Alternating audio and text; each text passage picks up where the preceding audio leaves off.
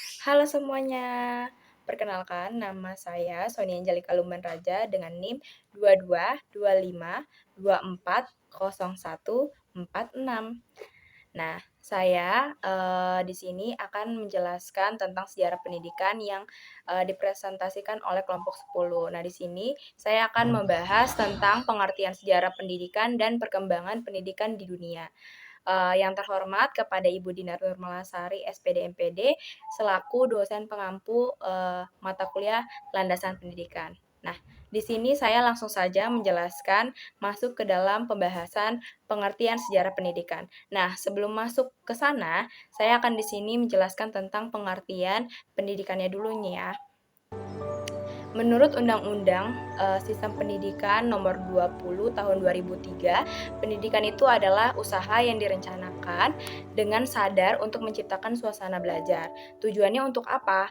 Supaya peserta didik bisa aktif mengembangkan dirinya, baik dari segi spiritual, kepribadian, kecerdasan, hingga akhlak dan keterampilan yang berguna untuk dirinya sendiri dan masyarakat.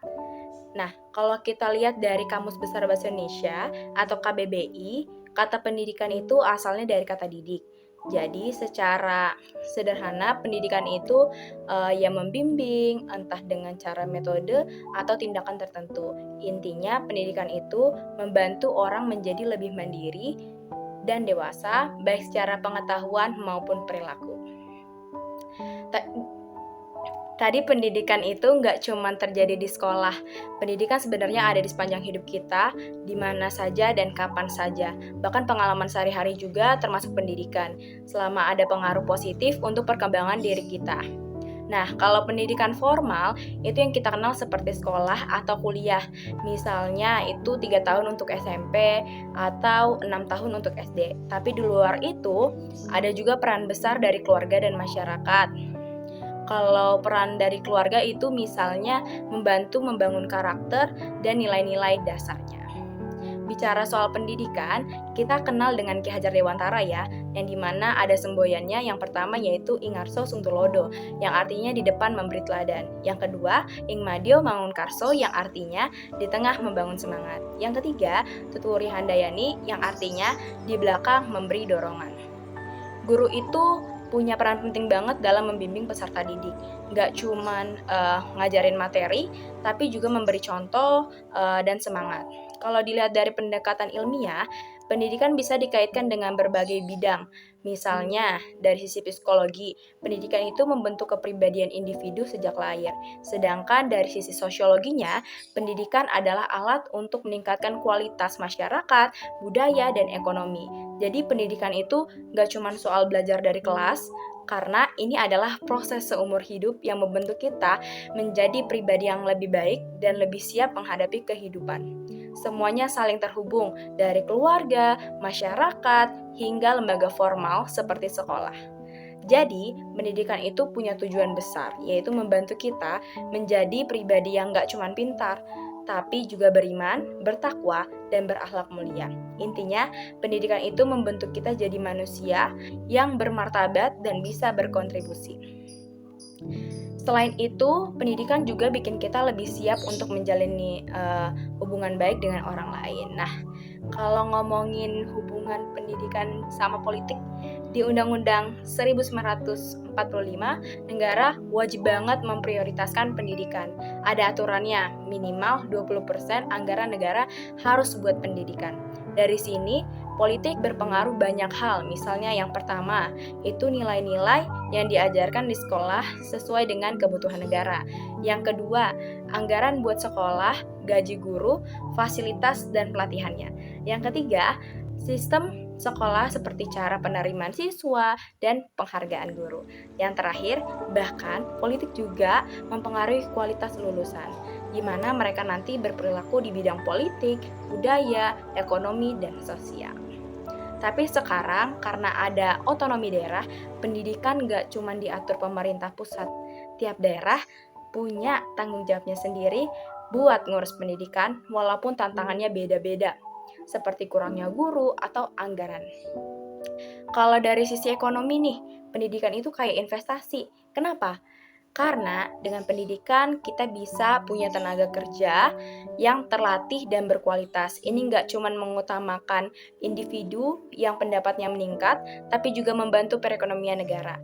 Bahkan pendidikan itu jadi kunci buat mendorong kemajuan industri. Nah, kalau kita lihat dari sisi budaya atau antropologinya, pendidikan itu lebih dari sekadar sekolah. Pendidikan juga tentang membentuk manusia yang berbudaya. Sekolah dianggap bagian dari budaya yang ngajarin nilai-nilai ke masyarakat. Jadi tugas guru bukan cuma ngajarin pelajaran, tapi juga memastikan nilai-nilai budaya itu tetap hidup. Yang penting, pendidikan harus relevan sama kebutuhan masyarakat. Misalnya, apa sih yang masyarakat pengen pelajari? Yang kedua, gimana masyarakat bisa ikut terlibat dalam pendidikan? Yang ketiga, gimana pendidikan itu bantu orang punya keterampilan untuk kehidupan sehari-hari. Jadi bisa dibilang pendidikan itu erat banget hubungannya sama politik, ekonomi, dan budaya. Semuanya saling mendukung untuk bikin masyarakat lebih maju dan berkualitas. Nah, kalau ngomongin sejarah pendidikan, ini seru banget. Kita masuk ke pengertian sejarah pendidikan. Nah, di zaman prasejarah ini, waktu manusia belum kenal tulisan, pendidikan itu cuman soal survival. Anak-anak diajarin gimana cara bertahan hidup, misalnya berburu atau menghadapi alam liar. Waktu itu belum ada sistem pendidikan kayak sekarang. Semakin kesini, seiring bertambahnya pengetahuan, pendidikan juga makin kompleks. Dulu pendidikan cuma transfer budaya, kayak ngajarin bahasa, kepercayaan, atau cara cari makan. Tapi sekarang pendidikan udah berkembang dengan pengaruh dari budaya-budaya luar juga. Yang menarik, sejarah pendidikan ini sebenarnya jadi warisan penting banget buat kita. Arsip-arsip yang mencatat perkembangan pendidikan dari masa klasik sampai modern itu ibarat cermin loh.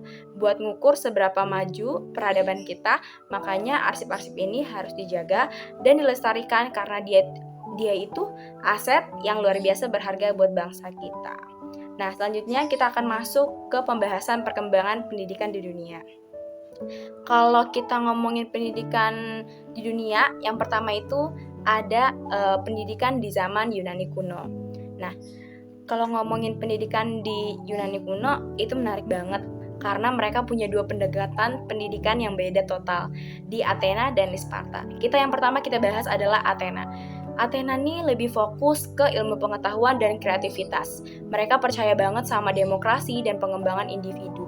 Jadi tujuan pendidikannya itu buat menciptakan orang-orang yang cerdas, harmonis, dan punya wawasan luas. Hebatnya lagi, mereka hasil kesempatan pendidikan buat semua orang, nggak peduli kaya atau miskin. Kalau di Athena, pendidikan itu buat semuanya. Nah, kita masuk ke Sparta. Nah, kalau Sparta ini berbeda banget sama Athena. Di sana, pendidikannya itu keras dan militer banget. Fokusnya lebih ke fisik. Mereka mau warganya kuat, disiplin, dan setia sama tanah air. Kesenian, itu nggak butuh.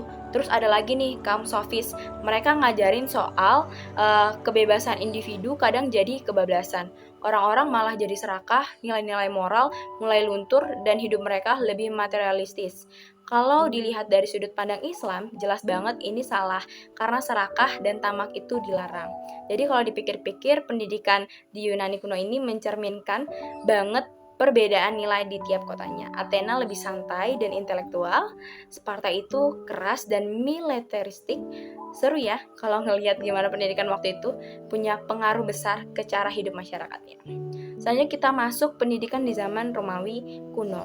Nah, di zaman itu punya tujuan yang cukup jelas. Mereka ingin membentuk warga negara yang taat, berani, dan siap berkorban untuk negara mereka, terutama dalam hal militer. Makanya pendidikan di sana sangat fokus untuk menciptakan tentara yang kuat dan warga negara yang patuh. Orang tua, khususnya kepala keluarga, punya peran yang sangat penting dalam mendidik anak-anak. Bahkan mereka punya wewenang penuh atas pendidikan anak-anak mereka. Selain itu, kepercayaan pada dewa-dewa juga mempengaruhi nilai-nilai yang diajarkan dalam pendidikan mereka. Para penguasa seperti Julius Caesar dan Augustus juga sangat mendukung pendidikan. Mereka yang memberikan hak istimewa untuk para guru dan bahkan mendirikan perpustakaan pertama. Agustus juga mengadakan kelas-kelas pendidikan untuk warga dan dia memberi pinjaman kepada keluarga petani agar bisa membiayai pendidikan anak-anak mereka. Secara keseluruhan, pendidikan di Romawi kuno itu bertujuan untuk menciptakan warga negara dan warga negara yang tidak hanya pintar, tapi juga patuh dan siap berkontribusi untuk negara mereka. Nah, kita masuk pada zaman pertengahan. Pada zaman ini, pendidikan sangat dipengaruhi oleh agama, terutama gereja Katolik yang hampir mengatur semua hal terkait pendidikan. Tujuan utama pendidikan waktu itu adalah untuk membuat orang menjadi warga negara yang taat agama, patuh pada gereja, dan siap berkorban untuk kepentingan agama dan negara. Jadi, pendidikan lebih fokus pada kehidupan setelah mati dengan sistem yang lebih menekankan hafalan dan disiplin.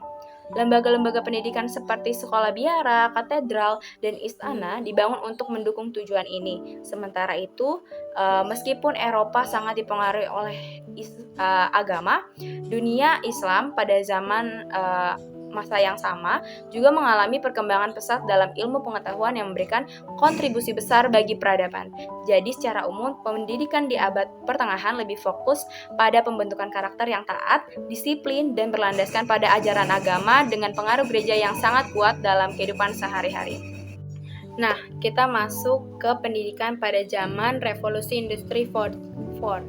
Ini benar-benar mengubah banyak hal, termasuk dunia pendidikan di era ini. Teknologi berkembang pesat banget, kayak robot otomatis, 3D printing, Internet of Things, dan Big Data. Semua ini memungkinkan kita belajar kapan saja dan di mana saja. Misalnya platform belajar online kayak Ruang Guru dan Kuiper sekarang banyak digunakan oleh siswa karena mereka ini bisa belajar lebih fleksibel, diakses dengan mudah, dan harganya lebih terjangkau dibandingkan bimbingan belajar konvensional. Tapi meskipun ada banyak keuntungan dari teknologi, pasti ada tantangan besarnya juga, terutama bagi guru dan sistem pendidikan yang harus menyesuaikan diri dengan perubahan ini. Peran guru dalam mendidik karakter dan moral siswa masih nggak bisa digantikan oleh teknologi. Jadi ini tetap penting ya teman-teman. Selain itu ada gerakan literasi baru yang lebih fokus ke literasi digital, teknologi, dan keterampilan manusia. Ini diharapkan bisa membantu siswa jadi lebih siap menghadapi dunia yang semakin digital dan kompetitif. Tapi tantangannya juga masih banyak. Seperti masih banyak daerah di Indonesia yang belum terjangkau listrik dan internet yang pastinya menghambat penerapan teknologi dalam pendidikan. Jadi meskipun revolusi industri 4 memberikan banyak peluang untuk perkembangan pendidikan, kita harus siap menghadapi tantangannya juga. Pemerintah dan masyarakat perlu bekerja sama untuk memastikan pendidikan kita berkembang seiring dengan kemajuan zaman tanpa meninggalkan yang tertinggal. Sekian dari saya tentang pemaparan materi tentang pengertian sejarah pendidikan dan perkembangan pendidikan di dunia. Mohon maaf bila ada salah kata atau pengucapan. Saya mengucapkan terima kasih dan mohon maaf. See you!